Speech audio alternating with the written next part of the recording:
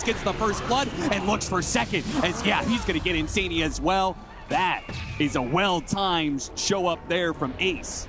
Absolutely on point there. That was a nice turnaround from Nisha using that extra shield, and Ace turns up exactly when Gamin need him to turn the tide on this fight. And again, it points to how tanky this Invoker was in the early exchanges. He's getting extra lifesteal off the new quaffs.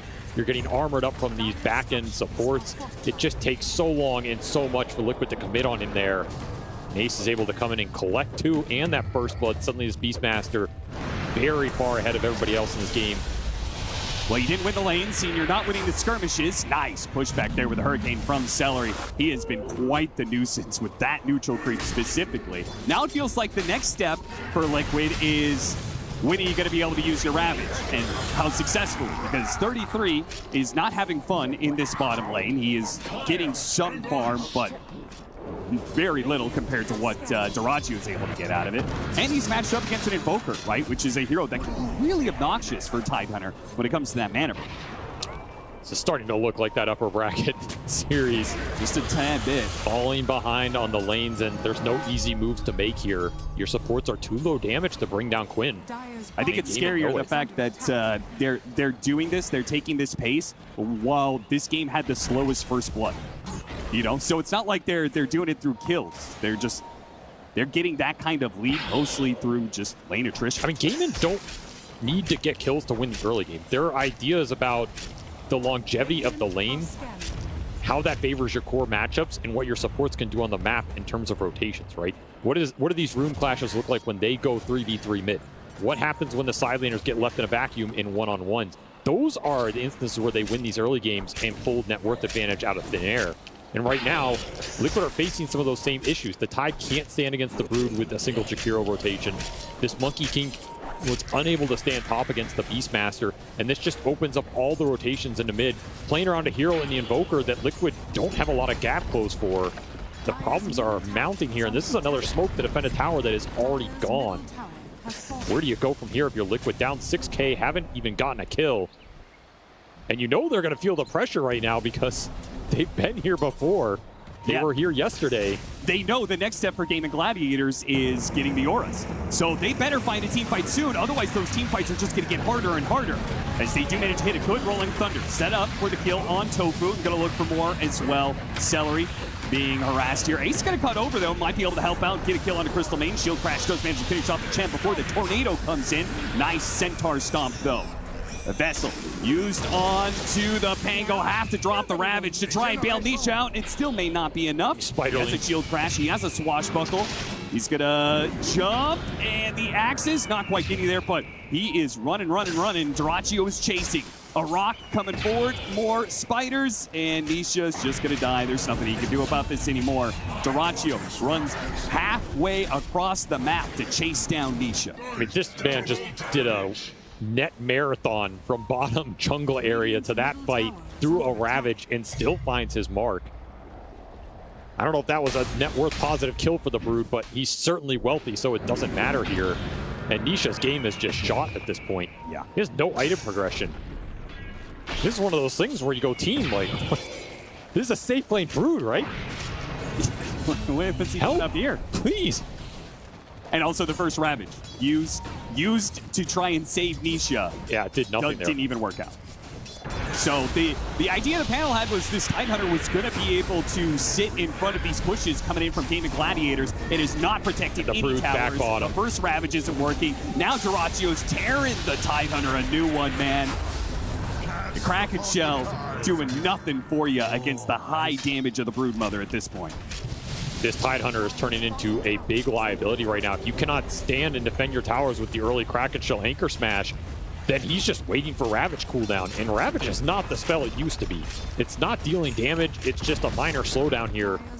A stone on the pathway to victory for Gamin right now as they build a 7K net worth lead, and they're still farming up ancient stacks with Ace, who, by the way, already finished that Ags. So Roshan is completely open as well here. And I don't think there's any world you're contesting that if you're Liquid. You have to just look for some pickoffs right now. You just missed a big one as, I mean, Ace's game is just so fast. He just TP'd to go do Roshan. Like, this game fails because the man is too wealthy. I was going to say, I was like, is he going to wait for Dire Side Roshan? No, he's got the Ags. He's going to just do it right now. And I'm looking at this gank team of Crystal Maiden, Pango. Normally, there's plenty of damage between the two, but they are so underfarmed. And I question whether or not they'd be able to find a kill. They'll steal a Wisdom Rune with this. Worth something. I mean, that's really nice for Boxy. He gets some extra experience here. Hero needs the levels. But Nisha has been left alone. Rolling Thunder does go off just in time. The Ice Path just a half a second too late. Nisha survives, but that's all he's doing, surviving. He is not gaining anything. The Gamin Gladiators is gaining a net worth lead that is growing, and now having Aegis to work with for the next 5 minutes. I will say this has to be one of the more impressive Broodmother carry rotation-based games I've ever seen. Like, Dyrachyo has been in all 3 lanes pre-15 minutes and impacted all of them at certain points. He's just been everywhere, and his farm is insane right now. They've been unable to touch him. And I feel like is supposed to be countered a bit, right? With the Pango and Monkey King, you have some spells that can be thrown out to easily clear through spiders. 33, crawling back, trying to get back to his tier 2, gets met with 3 heroes from Gamin Gladiators. So, more souls for the vessel here, as Quinn will happily collect them. No lack of charges in this game for Quinn. I mean, you gotta muster a fight soon if you're Liquid here, just to stabilize the map. Group up, make something happen. And Quinn from bottom, TP's mid, and immediately goes for the gank on Boxy. Boxy trying to get into the Invoker and trying to ghost walk away, but the sentry's already there in place. Okay. A 3-man gank does kill Dyrachyo, though. That is a much bigger kill than, honestly, the Tide and the Morphling combined. Oh yeah, 100%. It is worth a lot of gold here early, almost 1,000. Sad though, if Big A just got that kill and dies immediately, the Sunstrike will add the extra bit of damage required. No chance of escape for Mickey. That is not a super high damage Sunstrike, but the extra 200 is enough to push it over the edge. Use the Rolling Thunder to make sure they get this pick off as it appears. Now, there is no ults here from... He's just like, sorry, bro, I can't even save you. I'm not even going to try.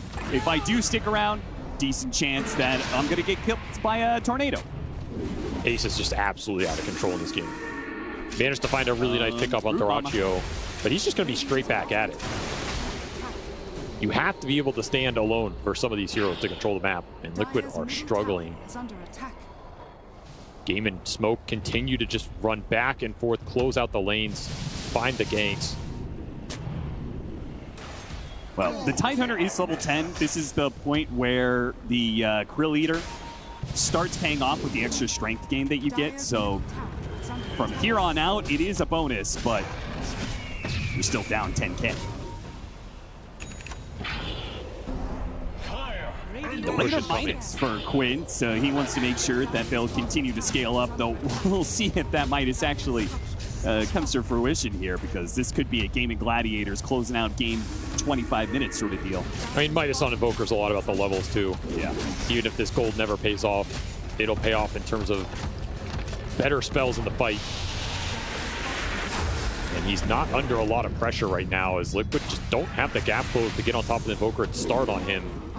Man, these cores have just been swarming the map. Zania pops a healing salve. It's a slow hero, though. I imagine they'll catch him eventually.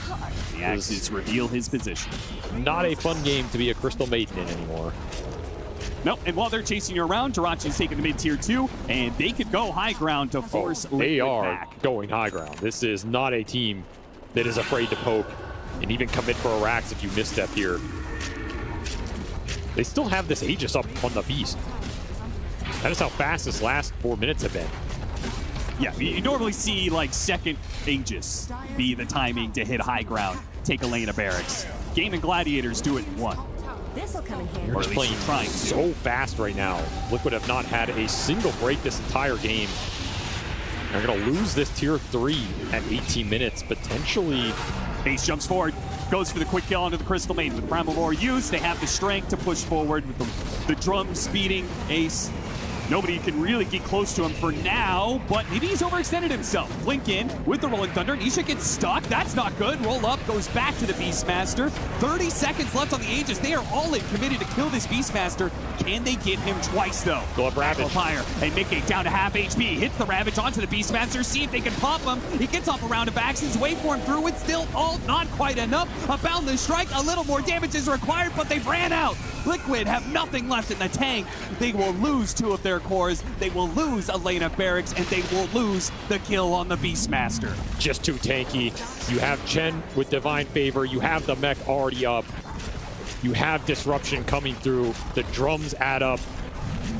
And Blitz mentioned you have to get through this 20-minute death ball timing. Well, this was an 18-minute death ball timing, and Liquid did not pass the first test here. I mean, how many times get stuck in the same 20-minute window here? Gamin Gladiators is just so good at it, man. They've demolished every team at this tournament the same way. Nobody is able to do it quite like they do. And they're proving it once again in Game 1 of the Grand Finals. No reason to stop. Now you don't have the Ravage, you don't have the Wukong. Don't have Aegis. That's the one downside here for Gamin. Yeah. Can't just bait that beast on the front line as much anymore, and no reason to throw a fight either. 4 buildings they took with that Aegis. That is a healthy, fast pace for Gamin Gladiators. Just what they're known for. It's just so much gold for the team overall. Like, these supports are insanely rich. This Chen is ahead of the Tidehunter.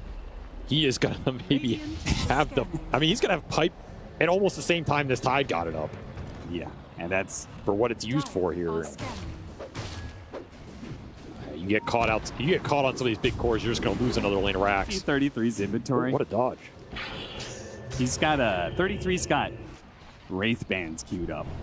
Yeah, he's trying to hit that 25-minute armor timing. He did this in one of their other games too, just for the base defense. I mean, it is efficient when you're stuck in these situations, but it is not something you want to have to do here. It is a Hail Mary for sure. Throw a lot of gold just to try and give you some base stats to survive a little longer. Tormentors, Roshans, Tier 3s, Barracks, Liquid's base. It's all free for Gamin Gladiators, or at least that's what it feels like. A score of 13-4, an 18,000 net worth lead. They are topping out the board in all the metrics right now. Amazing. And Liquid can't really go out on the map anywhere. If they do, that's where the Invoker comes in. One of the heroes that is best at being able to hunt around the map. Twin going for the boots of travel for the extra bit of mobility, but it's not him who's going to find the opening. It's Ace. Got the Primal Roar killed for Nisha. Duraccio joins alongside to see if there's any other Liquid heroes lurking about. Just too easy right now. Absolutely too easy here for Gamin. The BKBs are just finishing up. The Broods arrives. The Beast was already done. You have waving. nothing to get through BKB. Not this early into the game. You don't have the physical damage. These are as good as Aegis's. Yeah. You might just go high ground top lane here. You can get that wave to Liquid's base. You can also just keep crossing the map. I mean, every one of these cross map smokes has worked out for Gamin so far. Yeah, and they know the monkey. They know where Mickey is going to be right now. They've already pinged it out. They know he's playing on the opposite side of the map. Wants to give him nothing. This man doesn't want to just end this game. He wants to make it miserable for Liquid right now. Gonna hit the axis. Blinks forward. Oh, if he didn't blink forward, Mickey was actually through that little area of trees. It still gets map control. It gets the lanes in. Yeah, it prevents gets Mickey the monkey back, right? I mean, you finish up the BKB for the monkey. I mean, that is the best item Liquid are going to get here. Maybe ever in this game if you can't win a fight with it. And they will smoke out. Look for something. Look for that clutch pickoff. I mean, it would be amazing if they find Duraccio here. Even just getting the BKB out of him would buy some time. Especially with Roshan up right now. You have to start on him with Blink Rolling Thunder. It's your only initiation tool right now. Yeah, and then you probably have to Ravage chain into another Rolling Thunder hit. It's so awkward. You just don't have the Blink Tidehunter. Makes all these plays feel impossible. I would say missed opportunity, but there really wasn't one. As you said, without the blank, not possible. Going towards Roshan number 2 here at 23.5 minutes. Done so early. They still have their safe lane tower up, so it is extremely well protected. Not something Liquid really has a prayer of winning this fight. At best, you could say maybe if they were somehow in the perfect position, they could steal away the Aegis. They do a lot of AoE for the pit. Kills. I mean, this might be your best chance to win a fight in this game as opposed to the high ground. He's hopping around. Quinn sees him coming. Duraccio is going to stay alone inside the pit, try and finish up the Roshan, and Liquid's going to be here too late. Aegis already picked up. They're in position. This is not good. Liquid has no way out of this one, so they just have to commit. They're going to go for Quinn here first. Hit him with the Rolling Thunder. Not too bad, but with the Monkey gone, there goes much of their damage. They've thrown a Ravage and a Rolling Thunder and everything they had to be able to kill Quinn. They're struggling to get it. The pipe is keeping them alive. They run out of damage for the second time, and before the fight is even done, the fight is done in Liquid. They call it in game 1. Well, the question of have they figured something out from those previous 2 games, I think has been answered here. Not much, as the story continues to be the same. Just absolute domination. Something about this matchup plagues Liquid consistently. And man, Gamin, they look so confident, so crisp in this game. This might have been one of the faster, smoother games we've seen from them all tournament, which says something because they've been playing at quite a rapid pace. But the Brood rotations out of Duraccio, the TP mid from Ace on the Beastmaster at the exact right point in time, the target prioritization, everything in this game was just exactly on point. You get the Ags on Beast, insta TP to Roast, dodge the smoke gank, you get an Aegis, you go high ground with it, you bait out your Aegis carrier, the formation is correct going high ground. There were almost no mistakes in this game 1 from Gamin Gladiators, very little to take advantage of. And I still go back and back again to the 2 core problems in this matchup for Liquid, which are 1, your cores need to be able to stand on the lanes. They were unable to do that. And 2, your supports have to find some early game momentum, whether it's dual roaming, tri-laning, making their early game weird. Something needs to be shaken up here because this Morphling Maiden found absolutely nothing in the first 15 minutes. The 10th win for Gamin Gladiators against Liquid in LAN Finals. A great start to a best of 5 and one of the biggest tournaments of the year. And a really rough one for Liquid as they are now 0-3 in playoffs this tournament against Gamin Gladiators. They are in a hole, no doubt about it. Strategically speaking, they have to have more. They have thought about this matchup a lot, but this was a poor first step for Liquid, no doubt. Looks the same as it was in the game 1 of the upper bracket finals and game 2 of the upper bracket finals. Just looking for a bit of difference. And the issue is you don't have much to go on because, like, if you're Liquid, what do you learn from this game? Oh, they can beat us, 10 times in a row. Like, over and over again. You don't learn anything. That's the problem. It's just all on you. Gamin are not going to change. They're not going to suddenly pick different heroes. They're not going to play a different way. All you're learning is you're not good enough. Like, when it comes to, this matchup, right? This Monkey King Crystal Maiden, we weren't good enough to be able to win that matchup. Liquid, they got to change something. Panel, maybe they have some ideas on what Liquid can do heading into game 2.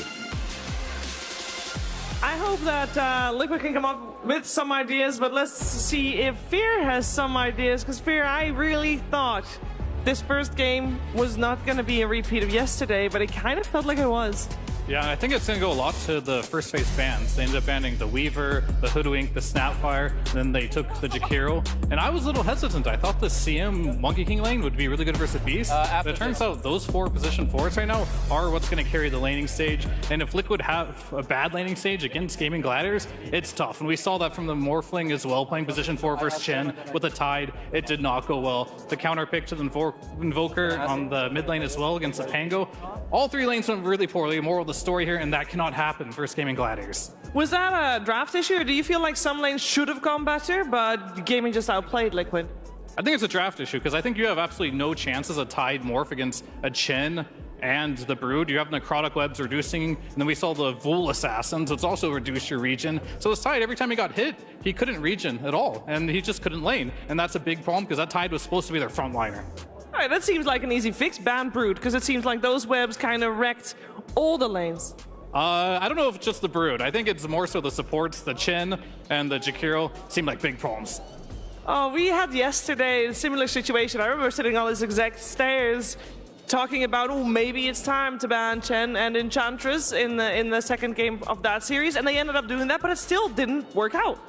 It's just too many bans at this point. You're going to have to start stealing heroes because unfortunately it just wasn't enough what they did, and you really have to have a better read on how the lanes are going to go against Gamin Gladiators, and Liquid just wasn't able to get the laning stage down, and they really just have to focus on that, and it's going to come down to mainly the picks and bans.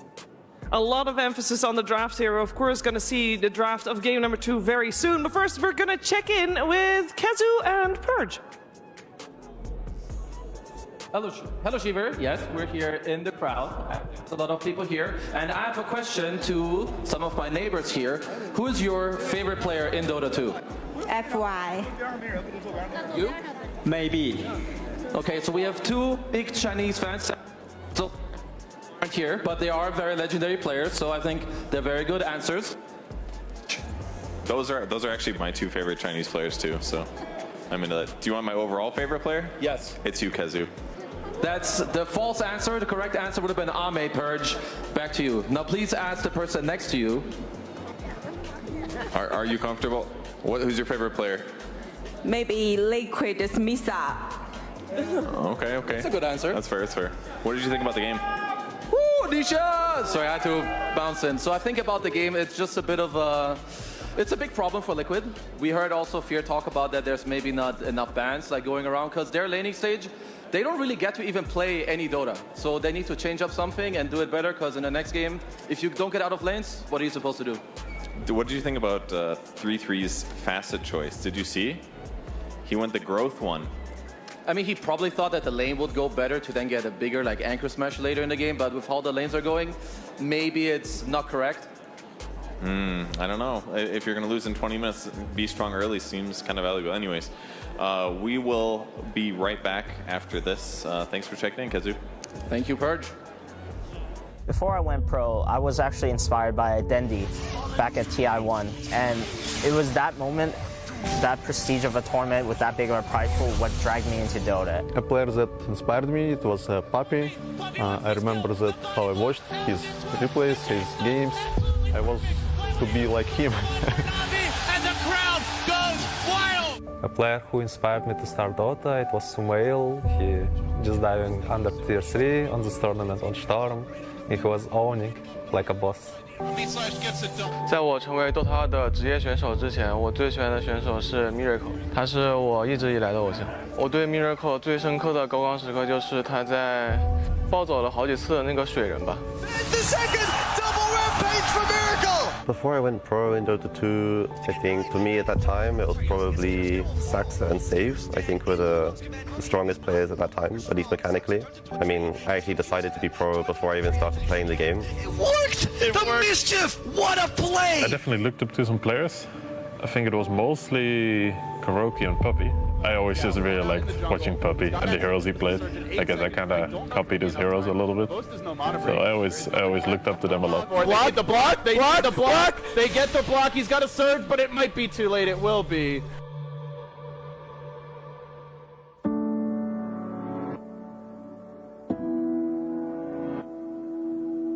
Dendi 啊，特别厉害，然后 Papi 很有领导力，就觉得他们很牛逼。 Oh, there's the sleep, the surge, he catches everyone. Oh, this could be a total disaster. Vacuum in, Ravage on everyone. The black hole as well. Light of Heaven turns it around. Ravage as well. Stolen by Dendi. Are you kidding me? I mean, obviously, yeah, I was inspired by Zhao 8. And he was playing these like team fight, tempo controller, like he was playing Enigma. Now that I'm speaking about it, I'm realizing that it might even have influenced me more than I realized. Freaking huge, and they're all gonna drop. Zhao 8. Holding in 2. I was very inspired by people like Seb. I was a huge fan of early OG. They had more like personality, I would say. It was very easy to cheer for them. Get the combo, and with that S4 can blink back. Notail just comes in, goes for the Sunder, gets himself back to full health. Our inspiration for me was like Topson and Notail. I really like how Topson play on some heroes like Invoker. You can find a lot of things in his play style. Black hole back up, yeah, but Anna with a big gun sending him back. Tornado, Thompson, he's in with the back of the Meteor. Deadly Blood's coming down. Thompson with the save, gets both of them. Just trust your instincts and follow your heart. Team Spirit have done it. Верь в себя, живи этим и главное, хоти этого. They will claim the championship. You're worth a lot, and you're capable of a lot, so don't give up. Go the distance. 去追梦吧，少年。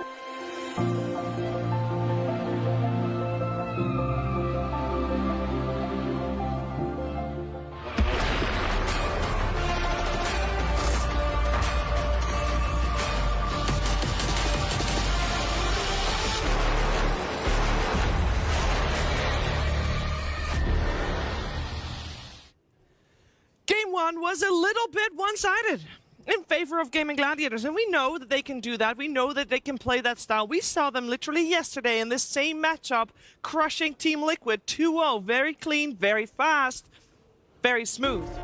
We thought Team Liquid